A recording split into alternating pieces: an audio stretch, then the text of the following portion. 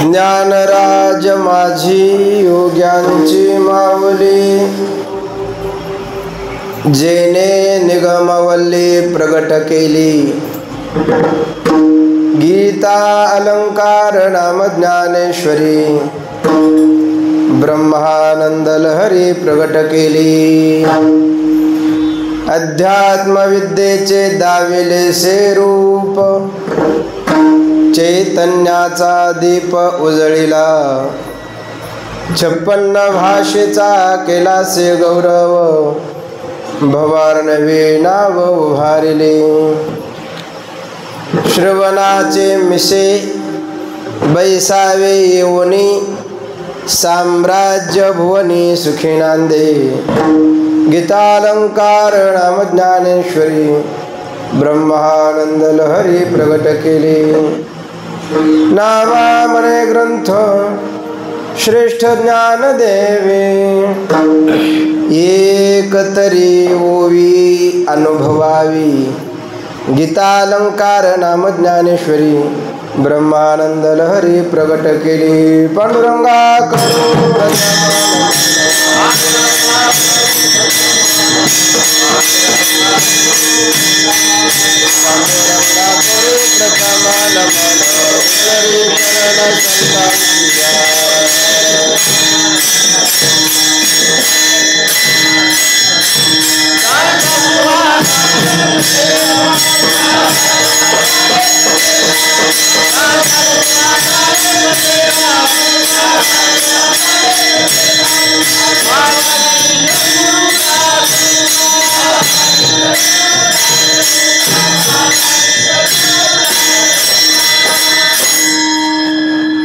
पांडुरंगा करू प्रथम नमन, दुसरे चरणा संतांचिया. त्यांच्या कृपादाने कथेचा विस्तारू, बाबाजी सद्गुरुदास तुका. प्रमाणं भवाब्देरिदं मामकानां, नितंबकराभ्यां धृतो येन तस्मात्. विधातुर्वसत्यैर्धृतो नाभिकोश, परब्रह्मलिंगं भजे पांडुरंगं. अलंकापुरी रम्य सिंहासनस्थं, पदाम्भोज तेजस्फुरदिक् प्रदेशं. विधीन्द्रादिदेवै सदा स्तूयमानं, समाधिस्थमूर्तिं भजे ज्ञानदेवं.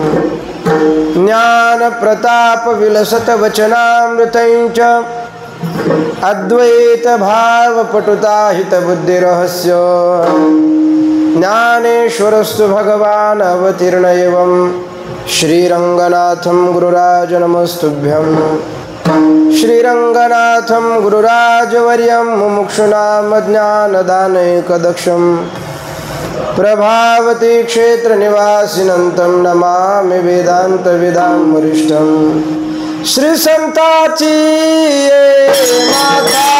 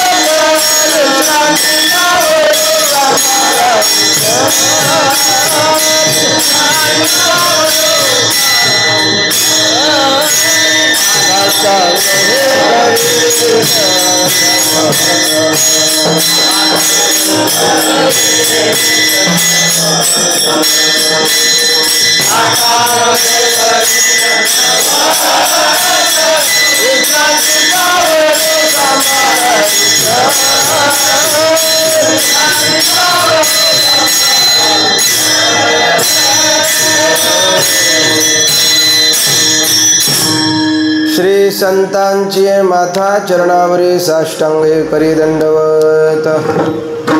वक्रतुंड महाकाय सूर्यकोटी समप्रभ निर्विघ्नं कुरु मे देव सर्वकार्येषु सर्वदा. ज्ञानराज माझी योग्यांची माऊली जेने निगमवल्ली प्रगट केली.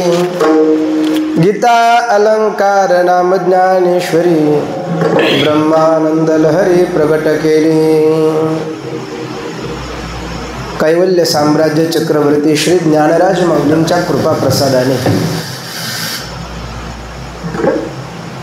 जगद्गुरु जगद्वंदने श्रीमंत श्री तुकाराम महाराज, शांती ब्रह्म श्री एकनाथ महाराज आदी करून सकल संत मांदियाळीच्या कृपा प्रसादाने भगवान श्री पंढरयाच्या निस्सीम कृपेने माता चौंडेश्वरी आणि भगवान श्री गणराया यांच्या या सुंदर दरबारामध्ये, प्रांगणामध्ये, या मंदिरामध्ये आपला हा वार्षिक उत्सव आहे. अनेक वर्षाची परंपरा आपल्या या कार्यक्रमाला आहे. आपल्या या सेवेला परंपरा आहे. सेवा असणं आणि त्या सेवेला परंपरा असणं हा दुग्ध शर्करा योग असतो. विठ्ठल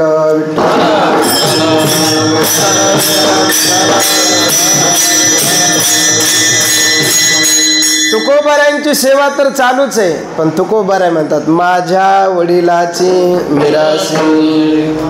अगदी परंपरागत आमची सेवा आहे, तशी आपली परंपरेने भगवान श्री गणरायाची सेवा आपण करत आहोत. श्री पंढरयाची सेवा करत आहोत. इथं गणपतीची श्री महादेवाच्या रूपामध्ये असणारी ही मूर्ती आहे.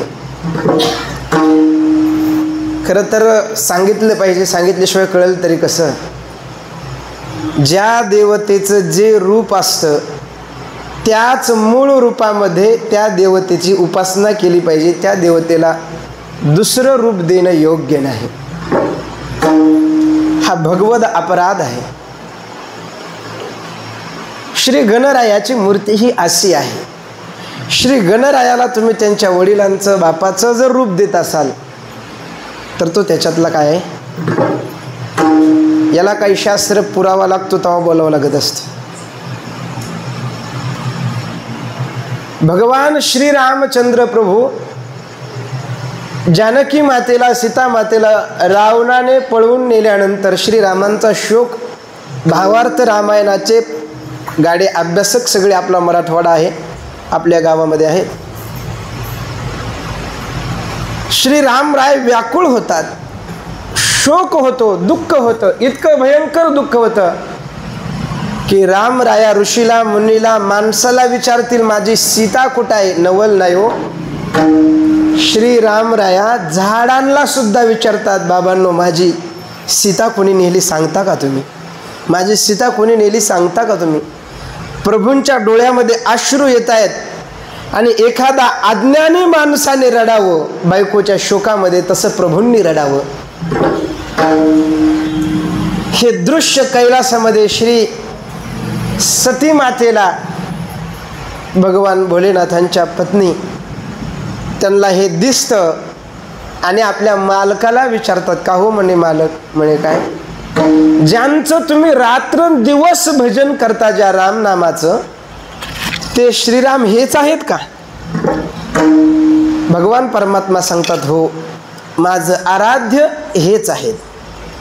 तुमचं असलं आराध्य, तुमचा असला आदर्श असावा. रात्र दिवस ज्या रामनामाचं तुम्ही चिंतन करता, अहो त्यांना माणसं झाडं सुद्धा कळणार.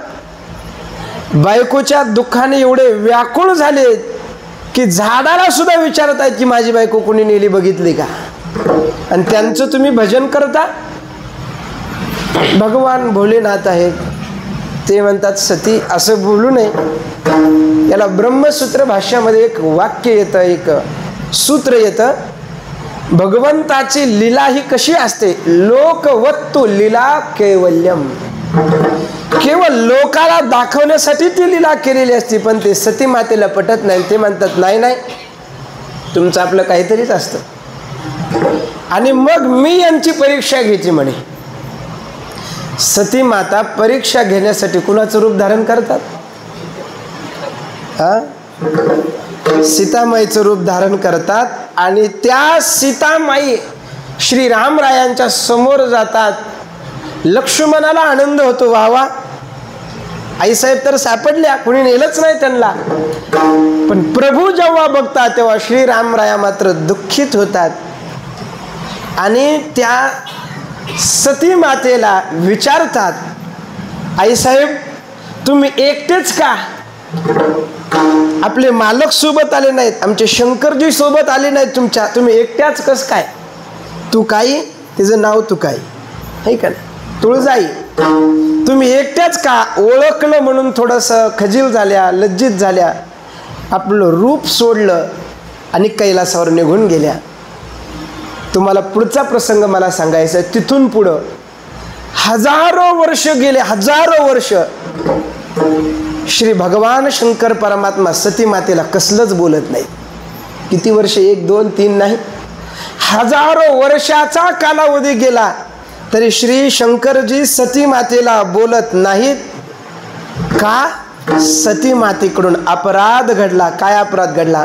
माझे आराध्य असणारे श्रीरामराया त्यांच्या पत्नीचं रूप धारण केलं आणि माझ्या आराध्यांची पत्नी ही माझी आई आहे. माझे श्री प्रभू माझे वडील असतील तर सीता माता ह्या माझ्या आई स्वरूप आहेत. आणि माझ्या आईचं रूप माझ्या पत्नीने धारण केल्यामुळं आता पत्नीचा स्वीकार करता कसा? जर करेल तर हा मोठा अपराध ठरेल. म्हणून भगवान शंकर परमात्मा सती मातेकडे पाहत सुद्धा नाहीत, बोलत सुद्धा नाहीत, स्वीकार तर लांबच. आणि मग त्या सती माता आपला देह विसर्जित करतात बापाच्या यज्ञामध्ये. तो पुढचा प्रसंग आहे. परंतु महत्वाचा मुद्दा इथं आहे की ज्या देवतेचं जे रूप आहे तेच रूप असावं. पार्वती मातेने गणेशजींना या शंकरजींच्या रूपामध्ये बघितलं तर दुःख होईल का नाही? नक्कीच होईल. म्हणून आपलं जे शुद्ध स्वरूप असतं त्या शुद्ध स्वरूपामध्येच भक्तांनी उपासना करायची असते. विठ्ठल विठ्ठल.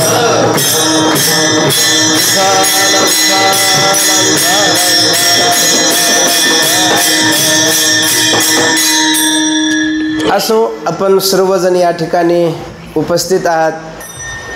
खरं तर माझा तुमच्या समोर सेवा करायचा अधिकार नाहीये. मी सामान्य माणूस आहे. एरवी तरी मी मूर्खो, जरी जहाला अविवेकू, संत कृपा दीपकू स्वज्वळू असे.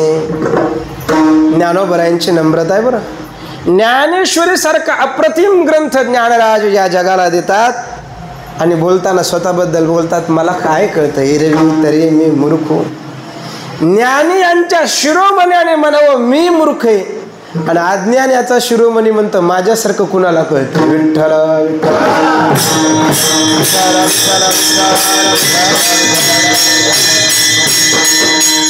माझ्या समोर उपस्थित आपण सर्व संत मायबाप आहात. परमपूज्य परम आदरणीय ज्यांनी फार मोठ्या मोठ्यांचं श्रवण केलं आहे असे नवनाथ बाबा या ठिकाणी उपस्थित आहेत. बाबांच्या चरणारविंदी आमचे सुदाम महाराज, आमचे सर्जेराव महाराज, आमचे दादासाहेब महाराज, आमचे सगळेच मंडळी, वारकरी मंडळी, आमचे गाथा पारायणाच्या बाबतीत प्रसिद्ध असणारे आमच्या गावातले आदरणीय अण्णा या ठिकाणी टाळ घेऊन उपस्थित आहे. सकाळचा काकडा, ही सगळीच वारकरी मंडळी सकाळचा काकडा करतात, दुपारचं कोणता आहेत आमचे गाथा भजन करतात, पुन्हा प्रवचनाला हजर, पुन्हा हरिपाठ आणि पुन्हा कीर्तनाला उभा राहायचं. यांचं वय आहे का? तरी कीर्तनाला उभा राहतात. हा तरुणाला लाज वाटावी असं या ठिकाणी हे व्यक्तिमत्व आहे. हे सगळे बरं. आता या नवनाथ बाबा आहेत, हे आहेत, सगळे आहेत. यांच्यानंतर काहीतरी इथं तयार व्हायला पाहिजे ना. ही पिढीसुद्धा इथं तयार झाली पाहिजे. पण हे तरुण पोरं काय येत नाहीत हल्ली परमार्थाकडं. असो, आपणा सर्वांच्या चरणारविंदी भगवान श्री गणेशजींचा आता हा फार मोठा उत्सव चालू आहे। खरं तर ज्ञानेश्वर महाराजांनी ज्ञानेश्वरीमध्ये अज्ञानी पुरुषाचे लक्षण सांगत असताना त्याचं वर्णन केलेलं आहे का नाही? ज्ञानोबाराय सांगतात, एकादशीच्या दिवशी जेतुला पाडू अम्माशी, तेतुलाची नागाशी पंचमीच्या दिवशी, चौथ मोठकी पाहे आणि गणेशाचाची होय, चावदशी म्हणे ओ माये तुझाच उदुरगे।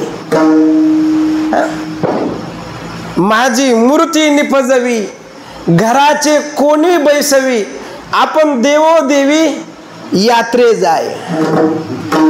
भगवान सांगतात, अर्जुना माझी मूर्तीची प्राणप्रतिष्ठापना करतो हा भक्त, घराच्या एका कोपऱ्यामध्ये ठेवतो आणि आपण मात्र देवाच्या यात्रेला निघून जातो।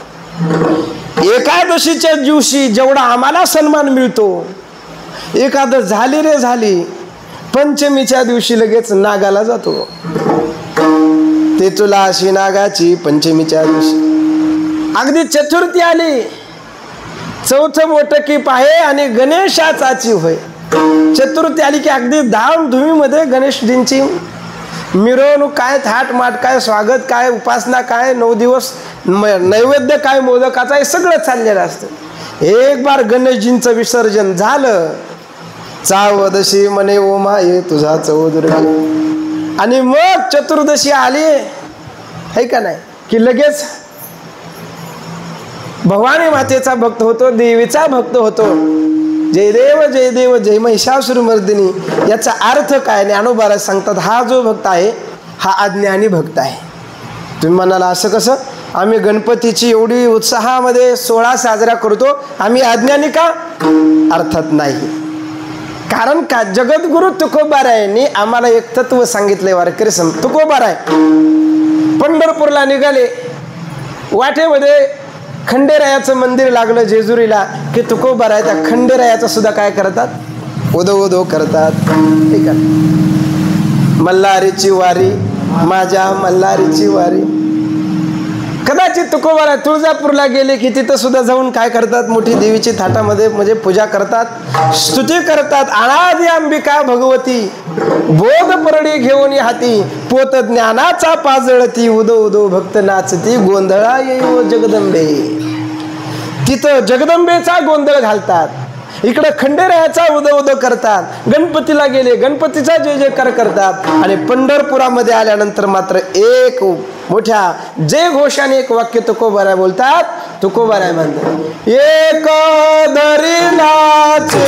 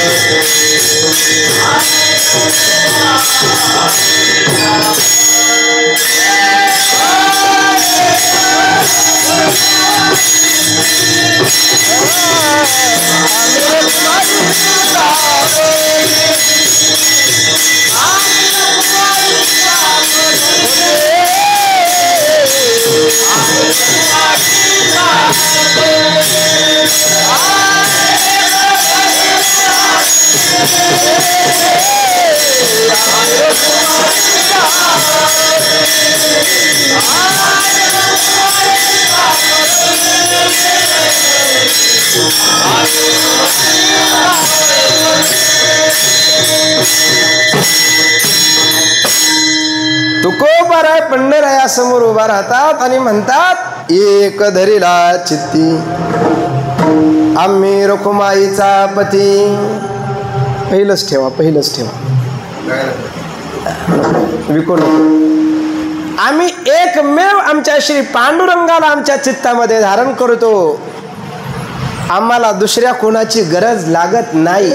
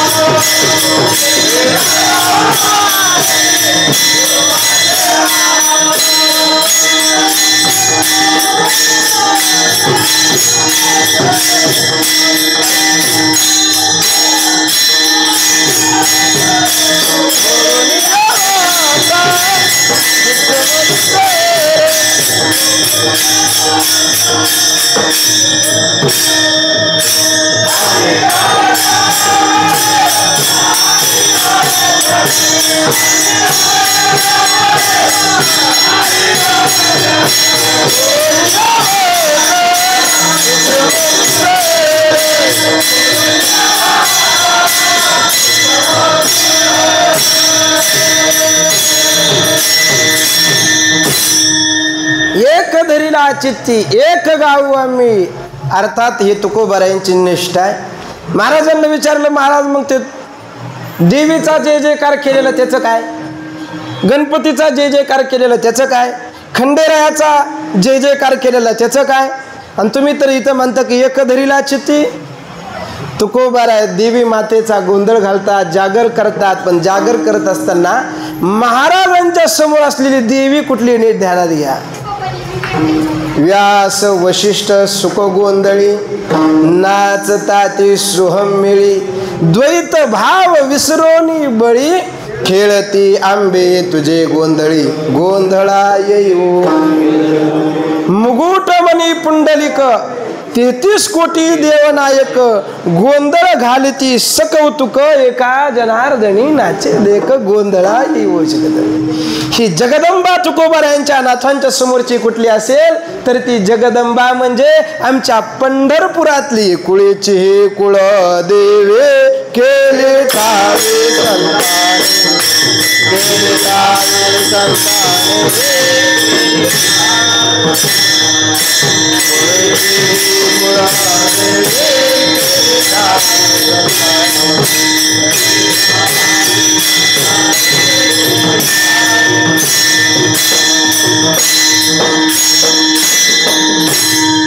कुळीची ही कुळदेवी केली ठावी संताने. अर्थात जगदंबा म्हणजे दुसरी तिसरी कुठली नाही, आमचा पंढरीरायच जगदंबेच्या रूपाने नटलाय.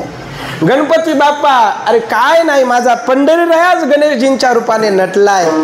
अर्थात खंडेराया माझे पंढरीरायच खंडेरायाच्या रूपाने नटले आहेत, याला म्हणतात एक धरीला चित्ती. आणि म्हणून आपण सगळे वारकरी परंपरेतील भागवत धर्माचे पायिक असल्यामुळं आपण सगळे एकनिष्ठ आहोत, म्हणून अज्ञानी भक्तांच्या यादीमध्ये आपली गणना होत नाही. विठ्ठल विठ्ठल.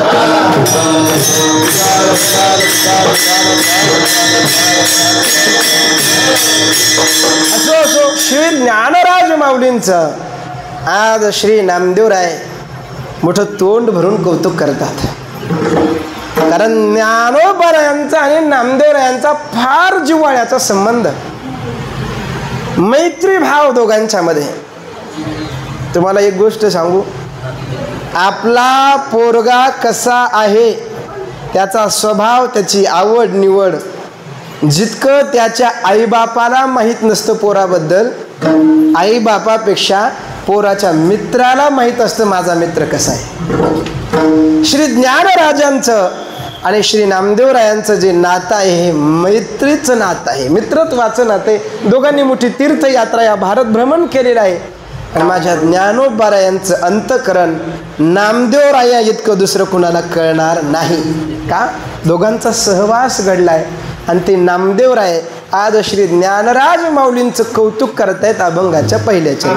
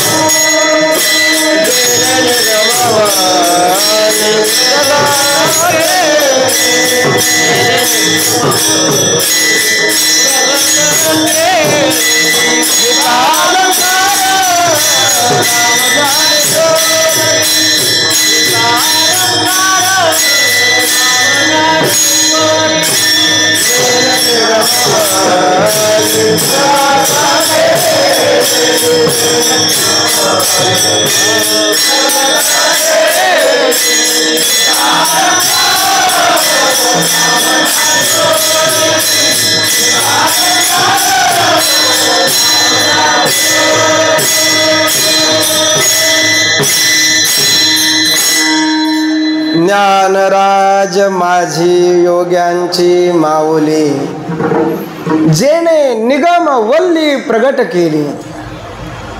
संतांचे शब्द असेत ना महाराज, वेचून घ्यावी मोती जैसी. राजहंस पक्षाचा चारा काय असतो? राजहंसा चारा मोतियाचा.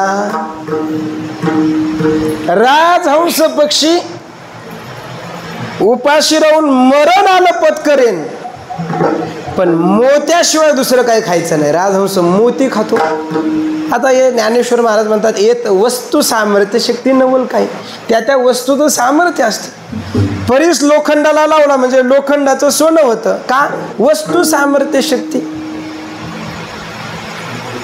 राजहंस पक्षी मोतीच खातो. भूक लागली कितीही भूक लागू द्या, मरण पत्करेल, पण मोत्याशिवाय काही खायचा नाही. आणि कावळा काय खातो? त्याचं काढू नका इथं. कावळा काही बी खातो. श्रोता दोन प्रकारचा आहे. एक राजहंस पक्षाच्या वृत्तीचा श्रोता आहे आणि एक कावळ्याच्या वृत्तीचा श्रोता आहे. एखादा श्रोता असा असतो, तो जवळ कीर्तन चालू आहे, घरात पडून राहील, पण कीर्तनाला जायचं नाही. त्याला विचारलं का? ते म्हणतात, असं बाजार बुनग कीर्तन ऐकण्यापेक्षा घरी पडून राहिलेलं बरं, पण ते कीर्तनाला नको. ऐकल तर क्वालिटीच, ऐकल तर ज्ञानेश्वरी, ऐकल तर गाथा, ऐकल तर वेदांत ऐकेल, नाहीतर घरी राहील. संतांची वचन ही मोत्यासारखी आहेत, मोत्यासारखी. म्हणून ज्ञानोबाराय म्हणतात, वक्तृत्व गोडपणे अमृता ते पारुखे म्हणे. माऊली म्हणते, माझं बोलणं इतकं गोड आहे ना, की त्या गोडपणा ज्याला लागलाय, त्याची चटक ज्याला लागली. अजून पुढचं बोलतो, जशी एखाद्या पदार्थाची चटक लागली, व्यसनाची चटक लागली, म्हणजे मनुष्य ते व्यसन काही केल्यास सोडत नाही. ज्याला ज्ञानेश्वरीची चटक लागली, त्याच्या पुढे जर राजा इंद्र आला स्वर्गातला अमृत घेऊन, बाबा हे अमृत घे आणि ज्ञानेश्वरी बाजूला ठेव. ज्याला ज्ञानेश्वरीची चटक लागली, तो म्हणेल, बाबा तुला ते तुझं अमृत तुला लकलाभ, ज्ञानेश्वरी शिवाय मी अमृतापेक्षाही गोड काय असेल तर ते घेणार नाही. अमृता ते पारुखे अमृताहुनी गोड आहे का नाही. असं तर गोड आहे. ज्ञानराज माऊलींचं, ज्ञानोबारायांच्या संतांची वचन म्हणजे फार महत्व. नामदेवराय ज्ञानोबारायांचं एकाच वाक्यात वर्णन करतात. ज्ञानेश्वर महाराज म्हणजे कोण? जो ज्ञानराज आहे तो ज्ञानेश्वर महाराज, ते ज्ञानेश्वर महाराज आहेत. ज्ञानराज हे वर्णन आहे एकाच शब्दामध्ये. पुढचा शब्द पुढे फार नाही, पण हे महत्वाचा शब्द आहे ज्ञानराज. ज्ञानराज म्हणजे काय? जो जगातल्या सगळ्या ज्ञानांचा राजा, ज्ञानियांचा राजा गुरु महाराज. मनसे ज्ञान देव मनसे ज्ञान देव तुम्हारे.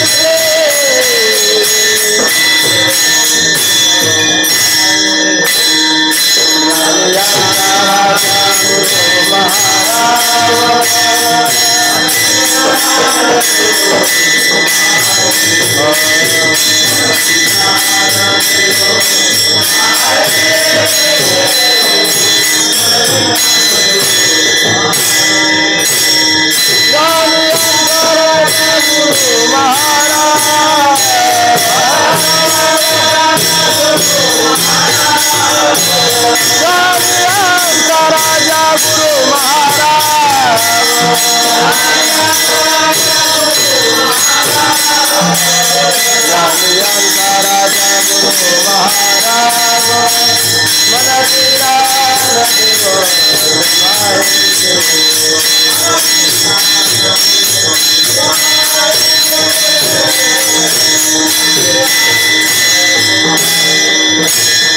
ज्ञानयांचा राजा गुरु महाराज मनसे ज्ञान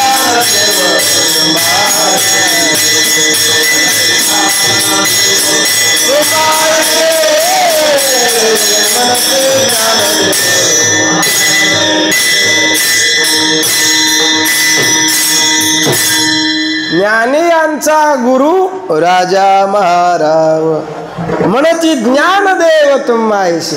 तुकोबाराय म्हणतात मज पामर आहे काय थोरपण. ज्ञानोबारायला राजा म्हणावं. राजा कुणाला म्हणतो आपण? राजा कुणाला म्हणतो आपण? फार मोठा श्रीमंत असावा, फार मोठा राजवाडा असावा, फार मोठ्या शहरात राहणारा असावा, फार मोठा ऐश्वर्य संपन्न असावा, तो राजा आहे. ज्ञानराजांकडे राजेपणाचं काय लक्ष नाही.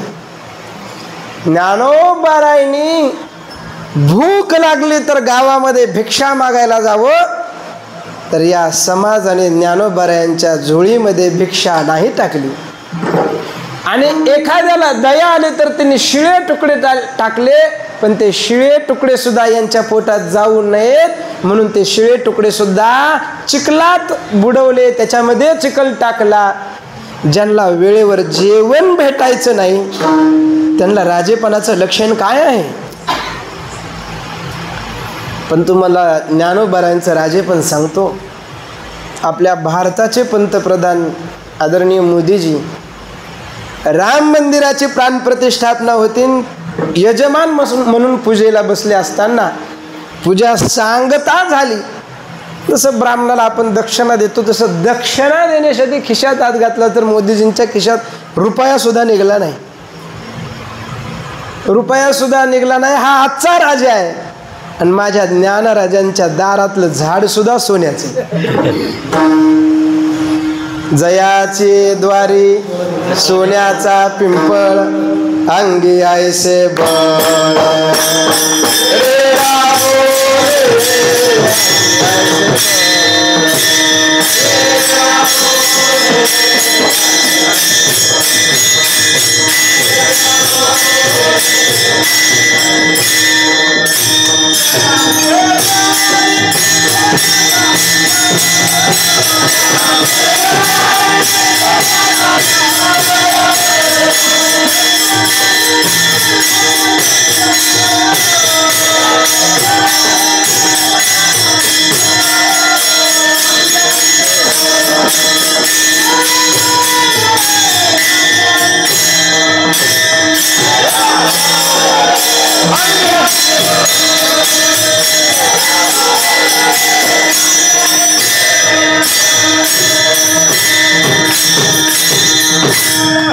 जयाचे द्वारी सोन्याचा पिंपळ.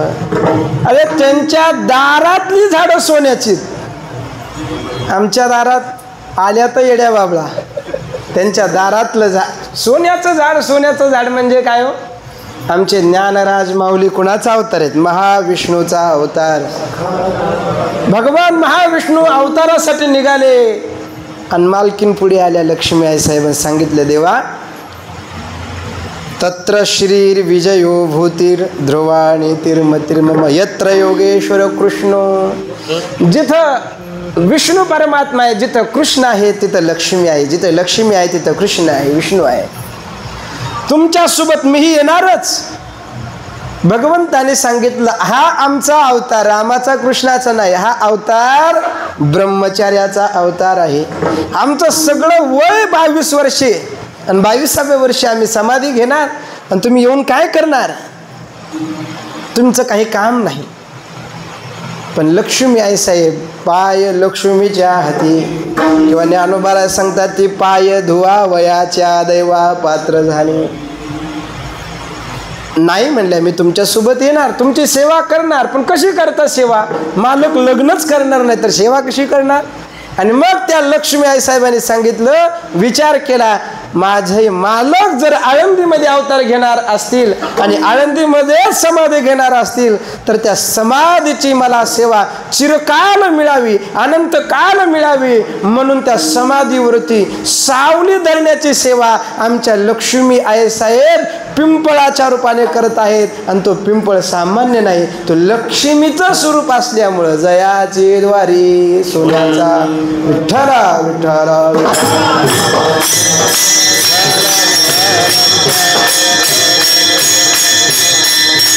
ज्ञानराजांचं राजे पण असे, त्यांच्या दारातलं झाड सोन्याचे. म्हणून तुकोबाराय म्हणतात, करील ते काय नव्हे महाराव. महाराव म्हणजे काय? महाराव म्हणजे महाराज. महाराज कोणाला म्हणायचं? श्री गुरु रंगनाथ महाराज परभणीकर गुरुजी सांगायचे. गुरुजी म्हणायचे, देव कसा असावा, जावई कसा असावा आणि महाराज कसा असावा. त्यांनी म्हणायचे, जावई कसा असावा, नावाचा असावा का लक्षणाचा असावा? जावई नावाचा जावई असावा का लक्षणाचा जावई असावा? लक्षणाचा जावई असावा. लक्षणाच्या जावयाचा लय रुबाब महाराज. नावाचा जावई, नावाचा जावई म्हणजे घर जावई. सासूबाई म्हणते जावई बापू, म्हणजे काय एवढं लुगडं धुवून आणता का म्हणे वड्यावर, निघाले जावई बापू. नावाचे जावई, लक्षणाचे जावई. लक्षणाचा जावई पूर्वीच्या काळामध्ये जावायचा फार मोठा थाटमाट असायचा. सासरवाडीला गेला म्हणजे आपला रुसून बसायचा गडी. आणि मग जावयाला संस्कृतमध्ये एक म्हण आहे सुदाम महाराज, ज्या मातू दशमग्रहा. खरे ग्रह किती? तर 9च ग्रह आपल्याला माहिती आहेत, पण कन्या राशी स्थितो नित्यम ज्या मातू दशमग्रहा.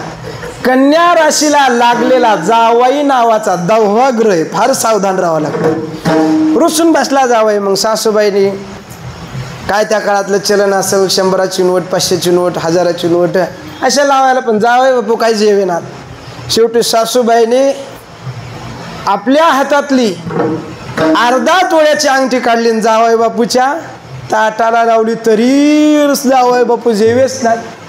अरे काय करावं. शेवटी सासरेबाने आपल्या हातातली बोटातली अंगठी काढली, जावई बापूच्या तो ताटाला लावली.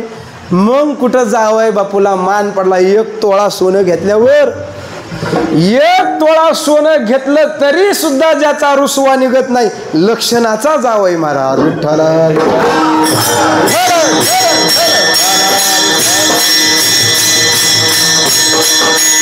तसं देव सुद्धा नावाचा असावा का लक्षणाचा असावा? नावाचे देव तुकोबाराय म्हणतात पुष्कळ आहेत. शेंदरी हेंदरी देव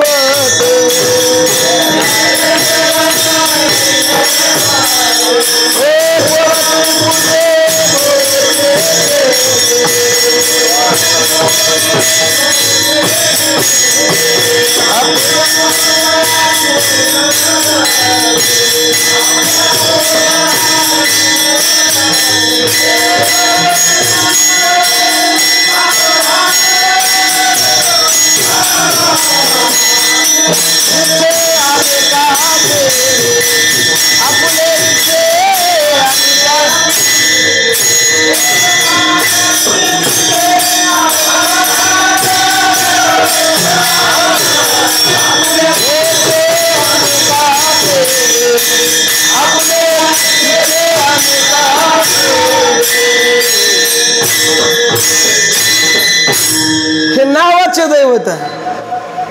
शेंदरी हेंदरी दैवत तुम्हाला माहिती आहेत का? पंत त्या बोरच्या विहिरीच्या सवासणी असल्या म्हणजे ती माय बाळ्याला म्हणते, बाळ्या घे येऊ एक देव, घे येऊ एक देव.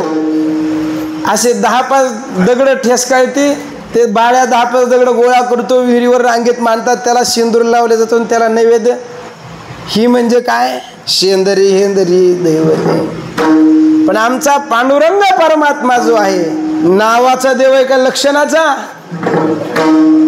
तो या देवांचाही देव.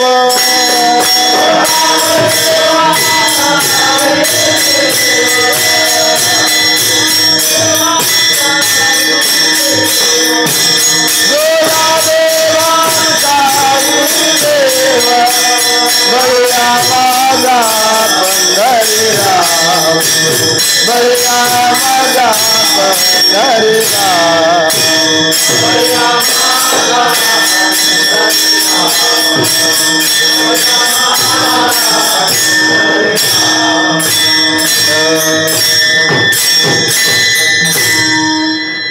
बळिया माझा पंढरीराव, जो या देवांचाही देव, देवांचाही देव असणारा आमचा पांडुरंग परमात्मा हा लक्षणाचा देव आहे.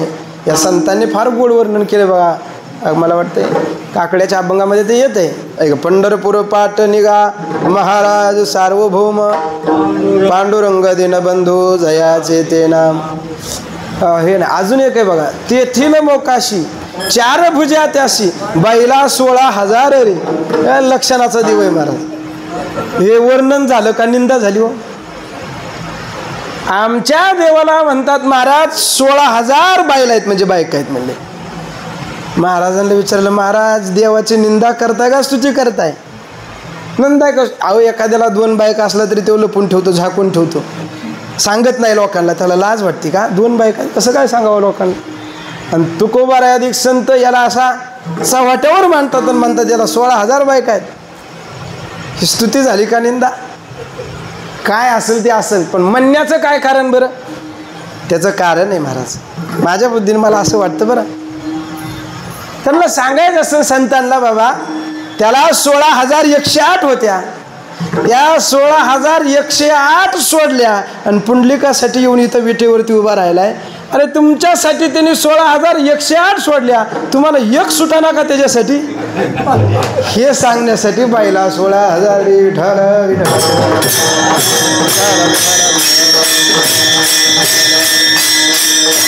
लक्षणाचा देव असावा, लक्षणाचा जावई असावा. महाराज सुद्धा, महाराजाची शोभा कशावर? गुरुजी सांगायचे महाराजाची शोभा मठावर का? महाराजाची शोभा चांगल्या कपड्यावर का? महाराजाची शोभा गाडीवर का? महाराजाची शोभा दाढीवर का? ढेरीवर का? घडीवर का? गुरुजी म्हणायचे अरे महाराजांची शोभाच नाही. शिष्यशास्त्रादी विलासे, मठादी मुद्रेची निमिसे, घातरे आहाती फासे निसंगाजेने. हे काय उपाधी आहे? महाराजांची शोभा बोधावरती अवलंबून असते. विठ्ठल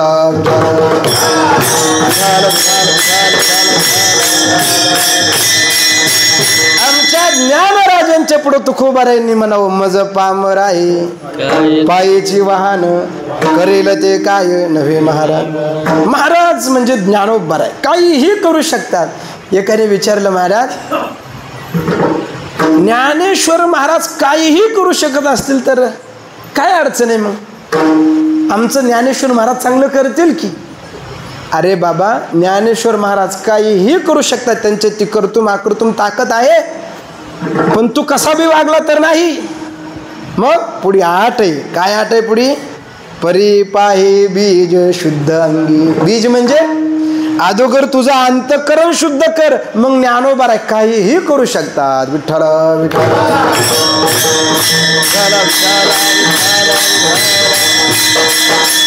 ज्ञानराज ज्ञानेश्वर महाराज ज्ञानी यांचे राजे आहेत.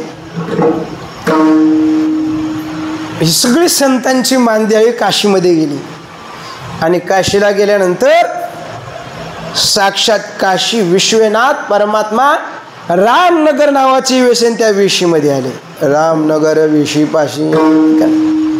आणि काशी विश्वनाथाने ज्ञानदेवाचा हात प्रेमे धरी विश्वनाथ, साक्षात ज्ञानोबारायांचा हात विश्वनाथ भगवान शंकराने आपल्या हातामध्ये घेतला. ऐसे बोलत चालत दोघे आले गंगेयात. गंगेमध्ये दोघेही आले. नामदेवरायादी सगळी संतांची दिंडी आली आणि ज्ञानदेवाच्या चरणाला गंगामाई प्रगट झाल्यानं अशी मिठीच मारली महाराज. 1 मिनिट 2 मिनिट असते की काहीतरी त्याला लिमिट. गंगामाई ज्ञानदेवांच्या चरणाला मिठी मारतात, ते सोडतच नाही.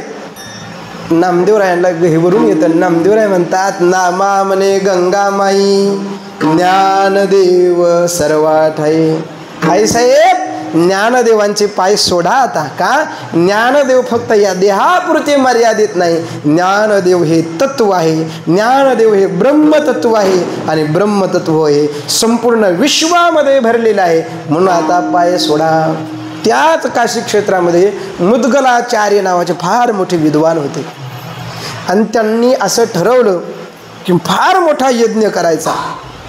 ते यज्ञ करायच्या आधी कुणाची तरी पूजा करावी लागते, चांगल्या व्यक्तीची, देवतुल्य ऋषितुल्य संत व्यक्तीची पूजा, त्याला म्हणतात आग्रपूजा. मग आग्रपूजेचा मान काशीमध्ये कुणाला द्यायचा? सगळे ब्राह्मण म्हणायला लागले आम्हाला द्यायचा, आम्हाला द्यायचा, मला पूजा, मला पूजा. मला पूजा म्हणणारा पूजा करण्याच्या योग्यतेचा नसतो. पण विद्वान होते, विद्वान वेगळा साधू वेगळा. साधू विद्वान असेलच सांगता येत नाही आणि विद्वान साधू असेलच सांगता येत नाही. एखादा साधू अंगठा बहादर असतो पण विद्वानालाही लाजवेन अशी तपश्चर्या असते, असं साधुत्व असते. सगळे पंडित म्हणायला लागले आमची पूजा करा, माझी पूजा करा. वाद भांडण दंगलीत रूपांतर झालं. शेवटी त्या मुद्गलाचार्यांनी निर्णय दिला, असं करा म्हणे, या हत्तीनीच्या सोंडीमध्ये आपण ही माळ देऊ. ही हत्तीनी ज्याला माळ घालील या यज्ञाच्या आरंभाला त्याची पूजा करायची. हत्ती सगळ्या विद्वानाच्या सभेमध्ये ती हत्तीने फिरली. एक सुद्धा लायकीचा माणूस दिसला नाही की ज्याची पूजा करायला पाहिजे. त्या सभेमधून हत्तीने बाहेर पडली, गावामध्ये फिरली, गावामध्येही दिसला नाही. आणि ती हत्तीने गंगेच्या काठावर आली. ही संतांची मांदियाळी दिंडी बघितली आणि ज्ञानदेवांचं दर्शन त्या हत्तीनीला झालं. धावत पळत हत्तीने गेली आणि ज्ञानोबा यांच्या गळ्यामध्ये ती कमळाची माळा घातली.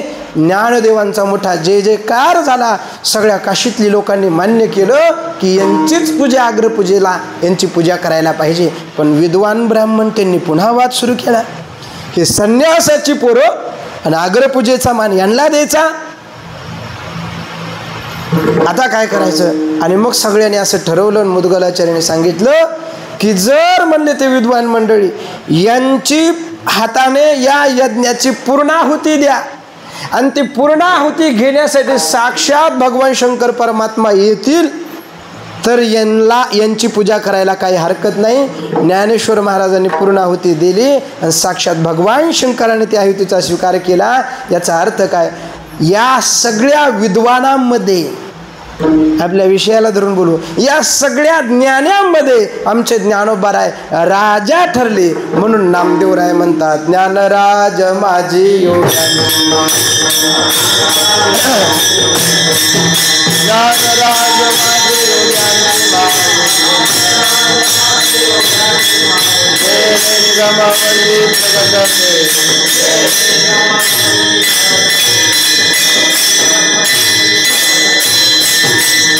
ज्ञानोबा आहेत, ज्ञानी यांचे राजे आहेत. अहो ज्ञानी यांचे राजे आहेत ना, मग ज्ञानी कोण? ज्ञानेश्वरीच्या 13व्या अध्यायातील अमानित्व, अदंभित्व, अहिंसा हा श्लोक काढा. त्या श्लोकावर एवढं विस्तृत वर्णन केलं ज्ञानोबाराने. ज्ञानी कुणाला म्हणायचं? अथिलेची गुणवानिता, मान्यपणे मानिता, योग्यतेचे येता रूपांगा, गजबजो लागे कैसा, व्याधी रुंदला मृगू जैसा, बाही तरता ओळसा दाटला जेवी, अर्जुना तेने पाडे, सन्माने जो सांकडे, घरे मेते अंगाकडे येऊची निधी.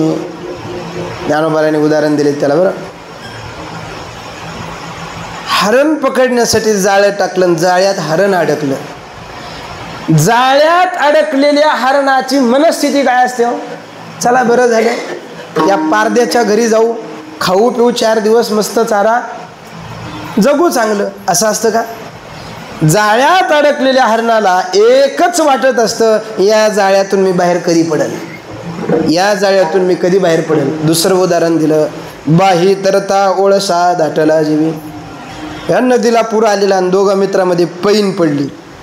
म्हणजे एवढा महापूर असला तरी पठ्ठ्या असा पोहणारे ऐल तीराला उडी टाकतो, पैल तीराला निघतो. दुसरा मित्र म्हणला अरे शक्य नाही होणार, पैन टाक. पैन टाकली, उडी टाकली. महाराज शेवटी पाण्याचा नागीचा नाद करायचा नसतो. ऐन मेन धारेमध्ये गेला, प्रवाहामध्ये गेला आणि वाहत चालला. ताकद आहे तेवढी ताकद लावायला लागला, पण पाण्याच्या पुढे जी ताकदीचा काही ठाव ठिकाणा लागे ना, आणि त्याला आता त्याच्या डोळ्यासमोर मरण दिसायला लागलं. आता आपण मरणार, आता आपण मरणार. आता ह्या पाण्यात अडकलेल्या माणसाला काय वाटतं? त्या माणसाला एकच वाटतं, कोणीतरी यावं आणि मला या पाण्यातून बाहेर काढावं. कधी एकदाचा पाण्यातून बाहेर पडेल. त्या हरणाला वाटतं कधी एकदाचा जाळ्यातून बाहेर पडेल.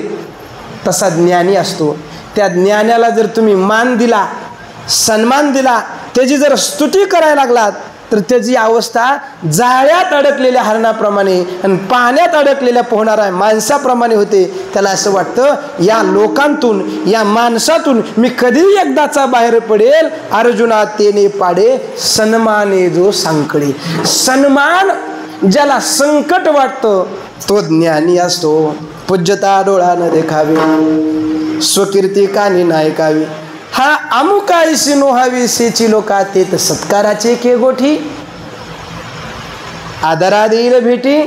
अजून सांगू, ज्ञानोबा सांगतात मरण्याची साठी नमस्कारिता. ज्ञानी कोण? तुम्ही जर त्याला नमस्कार करायला गेलात तर मरणा इतकं दुःख ज्याला होतं त्याला ज्ञानी म्हणायचं. आणि कीर्तन झाल्यानंतर सगळेच माणसं पाया पडली पण एक दोघं जण पडलेच नाही म्हणून रुसून बसतो, त्याला अज्ञानी म्हणायचं. विठ्ठला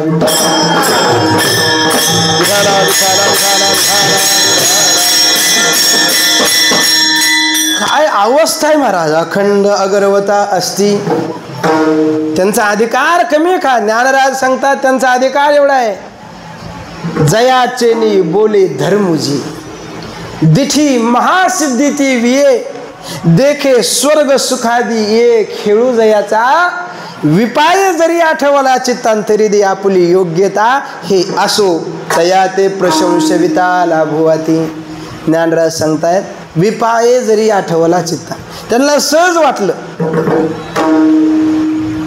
त्यांनी परमार्थ केला नाही, साधना केली नाही, साधना केली नाही, कीर्तन ऐकलं नाही, ज्ञानेश्वरी ऐकली नाही, पण ज्ञानोबारायणला वाटलं जाऊ याकडे अकबर आला आणि ह्याचा उद्धारच करून टाका. सहज वाटलं याचा उद्धार व्हावा. तर पामरातल्या पामराचाही, विषयासक्तातील मूर्तिमंत विषयासक्ताचा सुद्धा नुसती दृष्टी पडली तर उद्धार होऊ शकतो. ही ज्यांची ताकद आहे. विपाय जरी आठवला चित्ता. नाथांच्या घरी जनार्दन स्वामीच्या पुण्यतिथीचा कार्यक्रम होता आणि माई लेकरं तिथं पुण्यतिथीला गेली. गरीबी पुरणपोळी नावाची गोष्ट त्या लेकराला माहीत नाही. आणि नाथांच्या घरी पुरणपोळीचं अगदी दुधासोबत खाल्ली.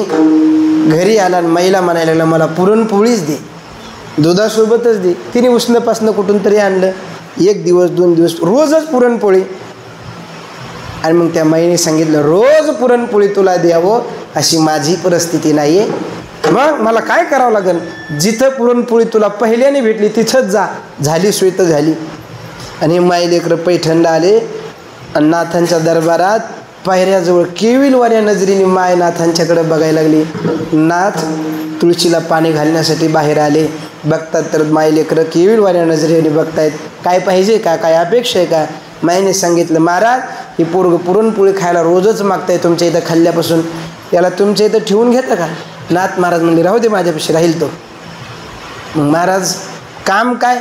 काही काम नाही म्हणजे रोज पांडुरंगाची मूर्तीची पूजा करायची. पूजेचं जे नैवेद्याचं ताट आहे ते तुलाच घ्यायचं.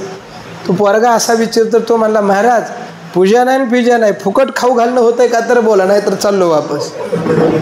नाथांची श्रीमंती होती महाराज. संत उदार उदार भरले अनंत भांडार. नाथ म्हणले तू नुसता पडून राह, मी तुला आयुष्यभर पुरणपोळी खाऊ घालतो म्हणे. पोरगा नुसता पडून राहायचा. नुसता देवाचा नैवेद्य दाखवायचा आणि तोच नैवेद्य त्याच्या पुढे ठेवायचा. 1-2 नाही 12 वर्ष निघून गेले. नुसता पडून राहायचा आणि झोपायचा आणि खायचा. नाथांचा समाधीचा प्रसंग आला. नाथ महाराजांनी रामायण लिहित होते, सांगत होते. लोकांना सांगितलं मी आता उद्या जातो आहे, समाधी घेतोय. लोक म्हणले असं कसं हो? हे उरलेलं भावार्थ रामायण कोण पूर्ण करायचं? किती गोड भावार्थ रामायण आहे, आम्हाला याची फार गोडी लागली. ही उद्या आमचं कसं व्हायचं? नाथांनी सांगितलं उरलेलं रामायण आपल्या दारातला गावोबा आहे ना, गावोबा पुरणपोळी खाणारा, पोथीला सुद्धा न येणारा तो गावोबा उरलेलं रामायण सांगेल. लोक लागले हसायला. म्हणले महाराज तो कधी रामायणाला आला नाही, तो काय रामायण सांगायचा आणि काय लिहायचा? नाथ महाराज त्या गावोबाला बोलवतात, व्यासपीठावर बसवतात. कृपा दृष्टी अवलोकिले आपुले पदी बैसविले, आहे का नाही? नाथांनी त्याच्याकडे नुसतं बघितलं. महाराजांनी सांगितलं रामायण इथून पुढचं तू सांगायचं. आज्ञा शिरसावंदे मांडली. उरलेलं भावार्थ रामायण गावोबाने लिहिले. तुमच्या माहितीसाठी सांगतो, नाथांची ओवी आणि गावोबानी लिहिलेली ओवी तुम्हाला फरक कळायचाच नाही माहीत नसलं तर. आणि जर कळलाच तर नाथापेक्षा थोडी का होईना, काकणभर का होईना, अधिक गावोबाची गोड ओवी लागल का. संत कृपेला पात्र झालेला गावोबा त्याची गोड ओवी लागणारच ना महाराज. याचा अर्थ त्यांच्या दृष्टीत एवढी ताकद आहे, त्यांना वाटलं न गड्या याने काहीच केलं नाही पण याचा उद्धार व्हावा. विपाये जरी आठवला. ज्ञानी महात्मा आहे महाराज. अदंबित्वायसे लोभियाचे मन जैसे. ज्यांच्या ठिकाणी मानाची अपेक्षा नाही, ज्यांच्या ठिकाणी कुठला दंभ नाही. दंभ म्हणजे काय हो? आपण केलेला परमार्थ लोकांना कळावा याच्यासाठी प्रयत्न करणं, याचं नाव आहे दंभ. आपण 4 धाम यात्रा केल्या. 4 धाम यात्रा करून आल्यानंतर काय करतात माणसं? माउंद करतात. त्याचं नाव आहे मावद. बोलू नकोस पण तालुक्याला तरी माहीत झालं पाहिजे 4 धाम यात्रा करून आल्यात, त्याच्याशिवाय त्याला समाधान होत नाही. हे का नाही? दंभ आहे. ज्ञानेश्वर महाराज म्हणतात आपण पुण्य करावं पण या वाणीने सांगू नये. म्हणजे असं कुठं सांगितले का माऊलीने? हो सांगितले 16व्या अध्यायामध्ये. वाचेची या चौबारा घातलिया धर्माचा पसारा. धर्मूच तो अधर्म होय विरा तो दंभू जाणे. वाचेची या चौबारा. चौबारा म्हणजे चव्हाटा. चव्हाटा म्हणजे चावडी. आपल्या घरातली अत्यंत पवित्र अत्यंत मर्यादेशील वस्तू चव्हाट्यावर चावडीवर मांडली तर तिची मर्यादा राहील, तिचं पावित्र्य राहील? नाही राहणार. आपण केलेलं पुण्य अत्यंत पवित्र आहे, अत्यंत मर्यादाशील आहे. त्याला आपल्या हृदयरूपी मंदिरामध्ये लपून ठेवावं. ते पुण्य तो धर्म जर वाणीरूपी चावडीवर मांडला तर माऊली सांगतात तो असतो धर्म. पण वाणीरूपी चव्हाट्यावर मांडला की त्याचा होतो अधर्म. धर्माचा जो अधर्म करतो त्याचंच नाव आहे दंभ. आणि तो दंभ ज्यांच्याकडे नसतो त्याला म्हणायचं ज्ञानी. विठ्ठल विठ्ठल.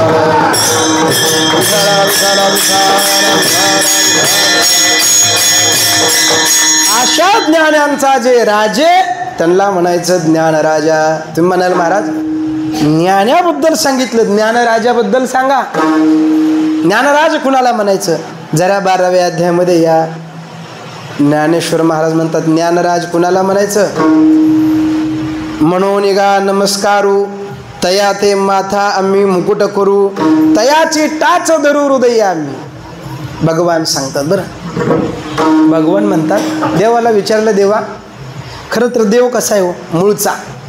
मूळचा असा आहे हे रंग नहीं रूप नहीं नहीं वर्ण छाया निर्गुण निराकार एक तू चिरगुराया मैं गुलाम मैं गुलाम मैं गुलाम तेरा. रंग नहीं रूप नहीं नहीं वर्ण, निर्गुण निराकार परमात्मा आहे. आणि त्या देवाला विचारलं देवा तुम्ही डोळे कशासाठी धारण केले? डोळे हात पाय हे देह कशासाठी धारण केला? भगवान सांगतात मला डोळेच नव्हते, मला डोळे नव्हते पण कशासाठी डोळे धारण केले? तो पहावा हे डोहाळे म्हणून अचक्षुषी मज डोळे. भगवान सांगतात मला डोहाळे झाले म्हणून मी डोळे धारण केले. डोहाळे माहिती आहेत का? डोहाळे म्हणजे काय? डोहाळे म्हणजे सगळे ब्रह्मचारीच आहेत का इथले? नाही, सगळे गृहस्थ आहे. डोहाळे म्हणजे सर्वांना माहिती आहे. माता भगिनीला दिवस गेल्यानंतर जे होतात त्याचं नाव डोहाळे. बरं त्यांनाच होतात असं आहे का? आपल्याला होतात की नाही? तुम्हाला सुद्धा होतात. माणसं म्हणतील महाराजाला कुणी आणलं? आम्हाला सुद्धा डोहाळे होतात असं म्हणते. हो होतं. कारण का डोहाळे शब्दाचा अर्थ इच्छा. गोडधोड त्यांना खवटतं, आपल्याला खवटत नाही का? वाटतं की मला अहो त्यांना डोहाळे होतात, तुम्हाला डोहाळे होतात. नवल नाही देवाला डोहाळे होतात. काय डोहाळे झाले देवाला विचारलं तर देव सांगतात तो पहावा हे डोहाळे. कोण पहावा? माझ्या ज्ञानराजाला पाहण्याचे मला डोहाळे झाले म्हणून मी डोळे धारण केले. विठ्ठल विठ्ठल.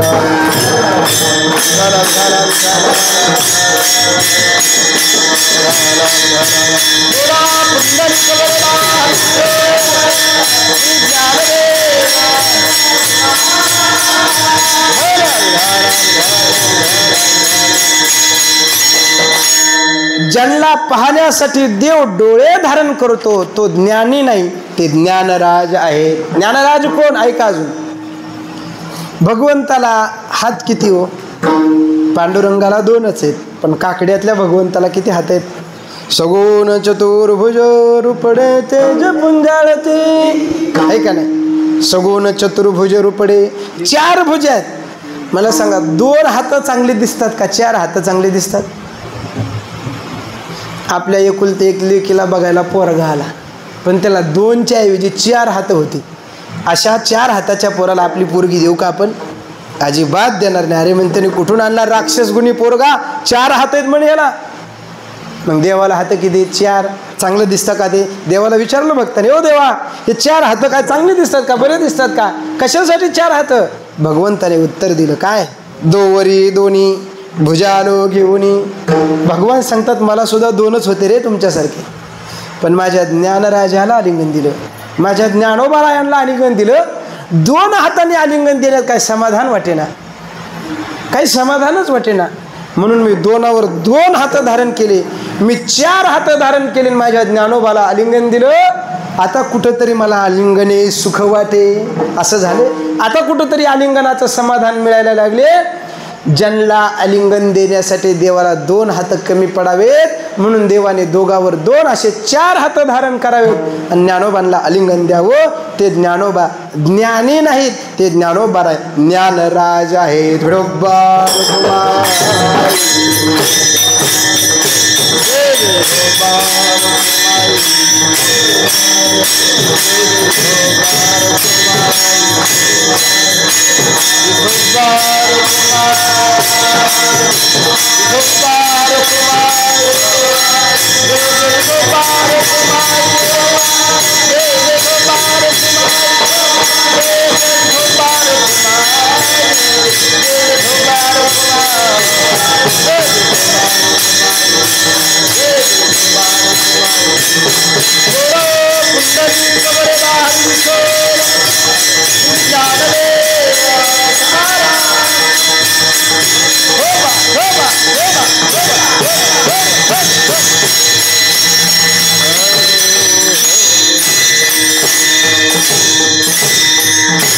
ज्ञानराज, ज्ञानराज समजलं. ज्ञानराज कोण? ज्यांना पाहण्यासाठी देव डोळे धारण करतो ते ज्ञानराज. ज्याला आलिंगन देण्यासाठी देव 4 भुजा धारण करतो ते ज्ञानराज. अजून कोण? जया भक्तीची येतुली प्राप्ती, जे कैवल्या ते परवते सर म्हणती, जयाचे लिले माझी नीती जी आले दिस. जे मोक्षाला सुद्धा पलीकड सरक म्हणतात, एवढी भक्तीची प्राप्ती ज्यांना झाली.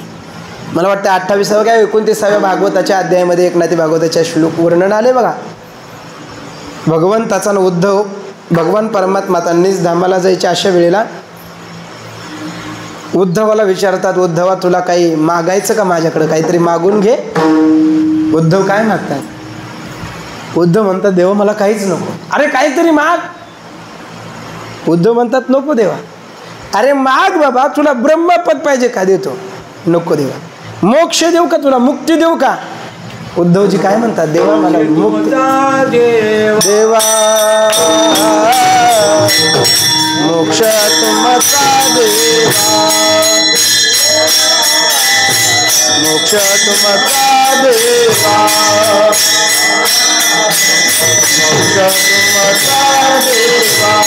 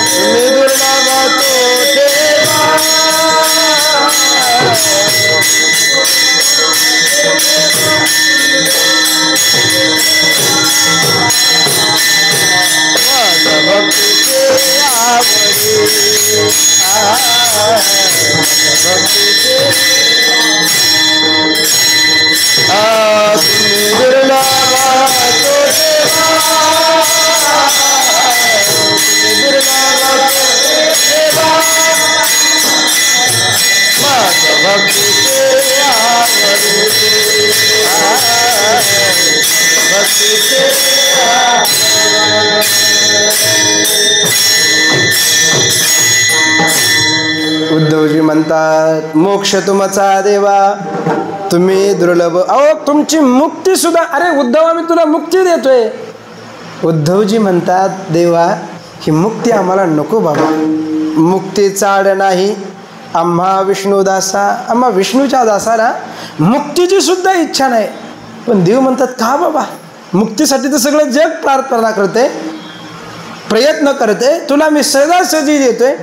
उद्धवजी सांगतात देवा ही मुक्ती म्हणजे साधी नाही, ही मुक्ती म्हणजे माय मारी मुक्ती म्हणे. आणि माय मारणारी ती आम्हाला कशाला?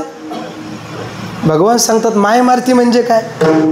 त्यावेळेस उद्धवजी सांगतात देवा या मुक्तीचा जन्म कुणाच्या पोटी झाला? पुढे भक्तीने धरले हाती, मागे ज्ञान वैराग्य धर्म येती. अरे बाबा ह्या भक्तीची या पोटी बोध, ही काकडा ज्योतीन बोध. काकडा ज्योती म्हणजे काय? बोध काकडा ज्योती म्हणजे साक्षात मुक्ती. भक्तीच्या पोटी मुक्तीचा जन्म आहे देवा. ज्याला मुक्ती प्राप्त झाली तो भक्ती करतो का? ज्याला मुक्ती प्राप्त झाली तो भक्ती करतो का? करत नाही. म्हणजे मुक्तीने जिच्या पोटी जन्म झालाय त्या भक्तीचाच नाश केला. म्हणून माय मारी मुक्ती नको बाबा आम्हाला. मुक्ती सुद्धा नको म्हणणारे जे महात्मे आहेत ते ज्ञानोबार आहेत. ज्ञानोबाराय म्हणतात जया भक्तीची तुली प्राप्ती, कैवल्या ते परवते सर. पलीकड सरक म्हणतात कैवल्याला. मोक्षाला सुद्धा म्हणतात मोक्ष पद तुच्छ केले या कारणे आम्हा जन्म घेणे. हे का नाही? विटे ऐसे सुख नव्हे ब्रह्मरस. अरे आम्हाला या भक्तीचा जो रस आहे तो मोक्ष सुद्धा तुच्छ वाटायला लागतो. जे मोक्षाला तुच्छ करतात ते ज्ञानी नाहीत, ते ज्ञानराज. ज्ञानातला ज्ञानराजातला फरक सांगतोय. ज्ञानी मुक्तीसाठी प्रयत्न करतोय, ज्ञानराज मुक्तीला पलीकडे सरकतोय. आपण ज्ञानेश्वर महाराजांचा सोहळ्यामध्ये पालखीचा रथ बघितला असेल तर त्या रथावरती एक वाक्य लिहिलेलं असतं. काय? कैवल्य साम्राज्य चक्रवर्ती श्री ज्ञानेश्वर महाराज पालखीरथ. काय? कैवल्य रूपी साम्राज्याचे चक्रवर्ती राजे ज्ञानोबा आहेत. विठाला विठाला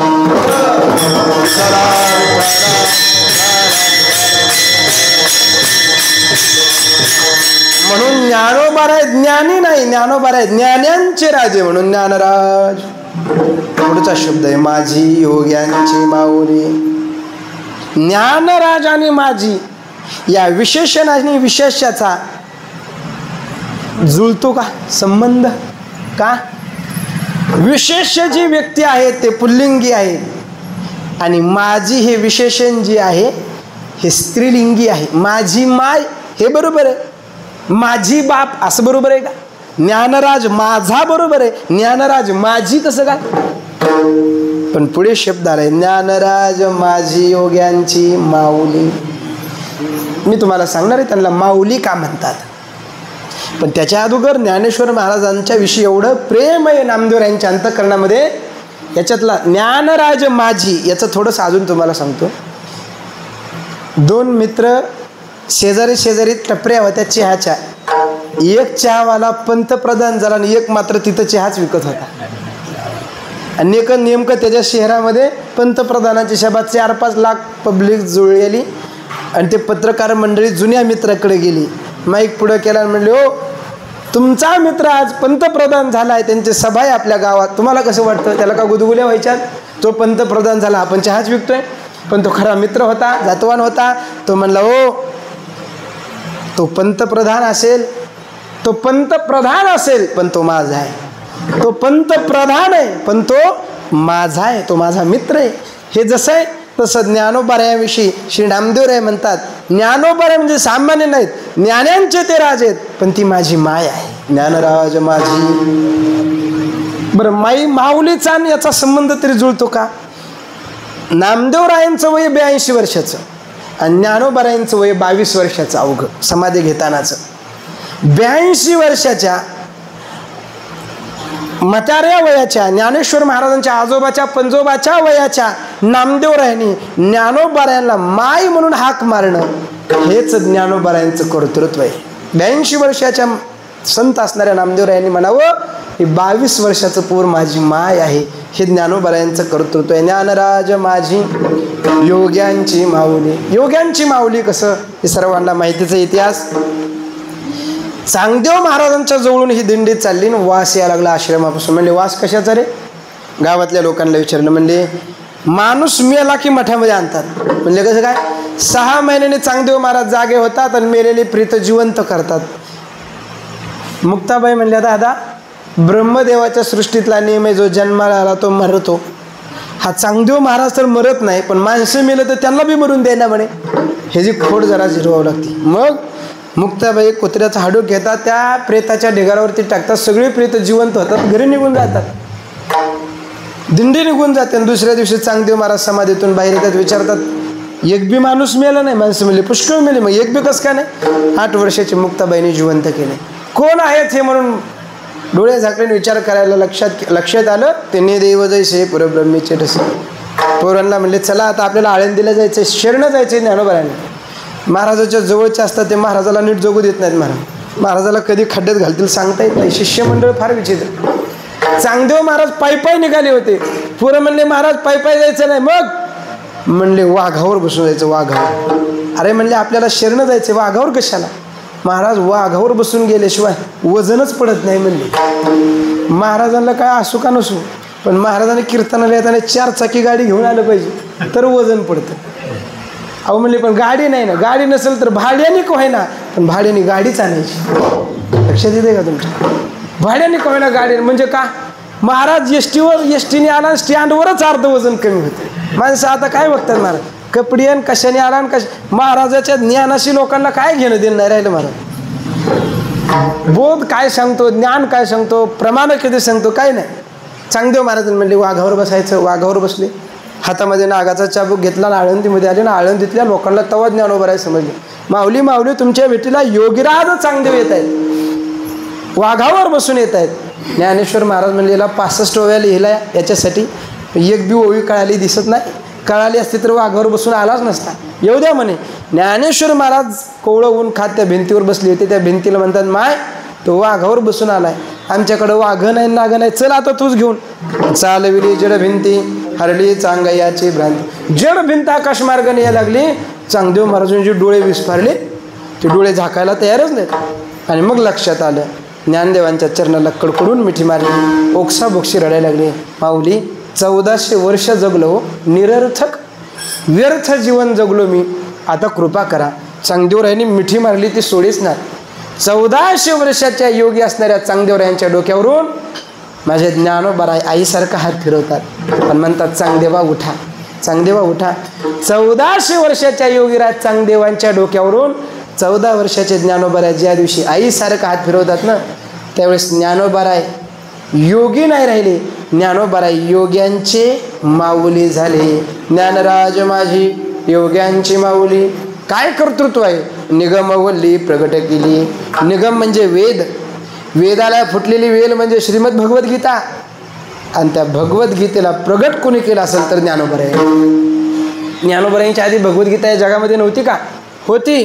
पण गावात एखाद्याच्या घरी, तालुक्यात 2-4 घरी ज्ञानोबारायांच्या लक्षात आलं एवढं मोठं भगवत अमृत आहे. ते भगवत वचन अमृत आहे, भगवद्गीता आहे. आणि तालुक्यात आणि गावात एखाद्या माणसाच्या घरी असावी.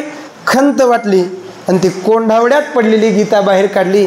आणि त्या गीतेवरती ज्ञानोबारायांनी 9000 ओव्याचा प्रबंध तयार केला, टीका ग्रंथ लिहिला. आणि त्या दिवशी झालं काय? नामदेवराय म्हणतात गीता अलंकार नाम ज्ञानेश्वरी ब्रह्मानंद लहरी प्रगट केली. मला सांगा गीतेचा अलंकार ज्ञानेश्वरी का ज्ञानेश्वरीचा अलंकार गीता आहे? ओ, गीतेचा अलंकार ज्ञानेश्वरी का ज्ञानेश्वरीचा अलंकार गीता आहे? गीता अलंकार. अलंकाराची भाषा आली म्हणून थोडीशी सोन्याची भाषा तुम्हाला सांगतो. गीता ही सोनच, ज्ञानेश्वरी ही सोनच, दोन्ही सोनच आहे. पण गीता बिस्किटातलं सोनं. बिस्किटातलं सोनं माहिती आहे? गीता म्हणजे बिस्किटातलं सोनं. ज्ञानेश्वरी म्हणजे बिस्किट मिळून तयार केलेले अलंकार, त्या अलंकारातलं सोनं. फरक काय? एका शेठचा पोरगा, श्रीमंताचा पोरगा 50 बिस्किटं सोन्याचे कपाटात पडून होते. लग्न कार्य घरी होतं म्हणून 50 बिस्किटाला बोळं पाडले आणि बिस्किटाचा हार गळ्यात घालून लग्नात हिंडायला लागला. माणसं म्हणले जरा हे येडं दिसते बरं का, बावळट आहे का, बिस्किटं घालून हिंडायला लागले सोन्याचे. त्याला राग आला. दुसऱ्या दिवशी सोनाराकडे गेला, म्हणले जे अलंकार तयार करून घ्या. 50 बिस्किटाचे गोड गोड अलंकार सोनाराने तयार केले, अंगा खांद्यावरती घातले, लग्नात मिरवायला लागला. सगळे लोक नमस्कार नमस्कार करायला. अमुक अमुक शेठ विद्वान पोरगा त्यांचा, फार हुशार. कालही त्याने काय घातलं होतं, सोनंच घातलं होतं, आणि आजही काय घातलंय त्यांनी, सोनंच घातलंय. पण काल बिस्किटातलं सोनं घातलं होतं, आज अलंकारातलं सोनं घातलंय. बिस्किटातलं सोनं शोभा देत नाही आणि अलंकारातलं सोनं शोभा दिल्याशिवाय राहत नाही. गीता बिस्किटातलं सोनं आहे. किती बिस्किटं? गीतेमध्ये श्लोक 700 आहेत. 700 श्लोक म्हणजे 700 सोन्याची बिस्किटं ज्ञानेश्वर महाराजांनी उचलले आणि ते सोन्याची बिस्किटं मोडले आणि 9000 उभ्या रुपये अलंकार तयार ज्या दिवशी केले त्या दिवशी झालं काय, या गीतेला सुद्धा त्या ज्ञानेश्वरीतील ओव्यांच्यामुळं शोभा आली. आणि जी गीता गावात एखाद्याच्या घरी होती ती गीता ज्ञानेश्वरीत आल्यामुळं घराघरात पोचली. म्हणून नामदेवराय कौतुक करतात. गीता अलंकार नामज्ञानेश्वरी वाचल्यानंतर ज्ञानेश्वरी होतं काय, ब्रह्मानंद लहरी प्रगट केली.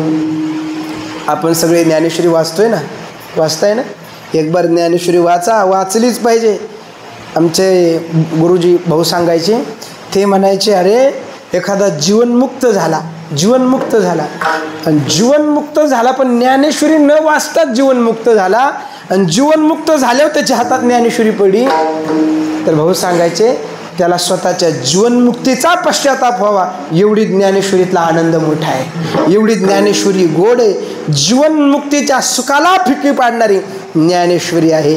किती गोड आहे. ज्ञानोबाराय म्हणतात, नाद ब्रह्म खुजे कैवल्य ही तैसे न सजे, ऐसा बोलो देखिजे जैने दैवे. है का? नाद ब्रह्म म्हणजे साक्षात ब्रह्मानंद सुद्धा फिका पडावा एवढी ज्ञानेश्वरी गोड आहे. म्हणून ती अक्षरे नव्हती देखा, ब्रह्म साम्राज्य दीपिका, अर्जुना लागे चितकळिका, उजळलिया श्रीकृष्णे. अशी ज्ञानेश्वरी वाचा. होईल काय, ब्रह्मानंदाच्या लहरी आल्याशिवाय राहणारच नाही.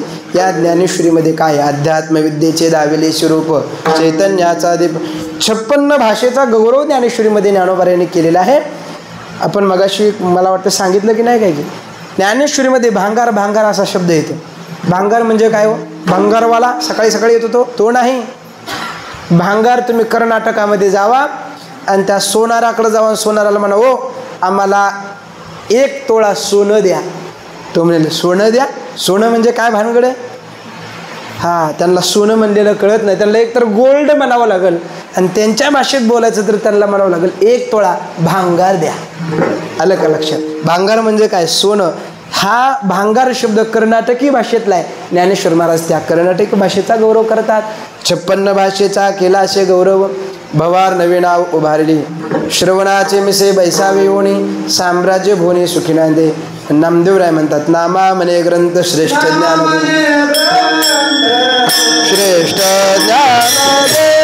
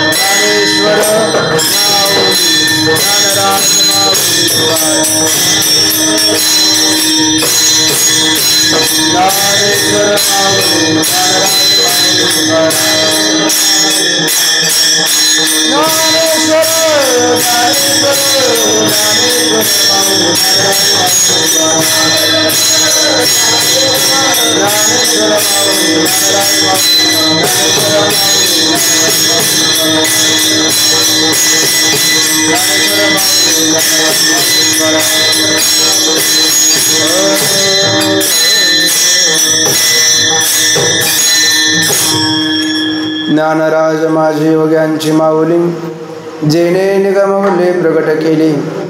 गीता अलंकार नाम ज्ञानेश्वरी, ब्रह्मानंद हरी प्रगट केली. अध्यात्म विद्येचे दाविले स्वरूप, चैतन्याचा दीप उजळिला. 56 भाषेचा केला से गौरव, भवर्ण विनाव भरले. श्रवणाचे मिसे बैसावे होनी, साम्राज्य भोनी सुखी नांदे.